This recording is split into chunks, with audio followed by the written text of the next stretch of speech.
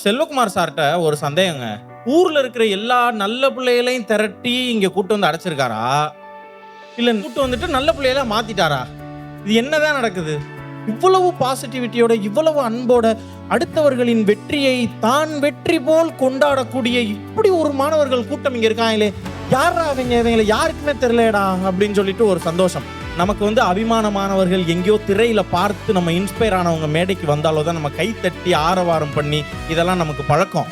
ஆனா என்னுடைய அக்காக்கள், என்னுடைய அலுமினிஸ், என்னுடைய அண்ணங்க, எங்க டீம்ல இருந்து ஒருத்தர் பெஸ்ட் எடிட்டர் அவார்டு வாங்கி அவர் வந்துட்டு இங்க கம்பெனி திறக்கிறாருன்னா, ஒரு ஹீரோ இன்ட்ரோடக்ஷன் சீனுக்கு துளி கூட குறைவில்லாத ஒரு சீன் இங்க ஒண்ணு நடந்துச்சு இப்ப கொஞ்ச நேரத்துக்கு முன்னாடி.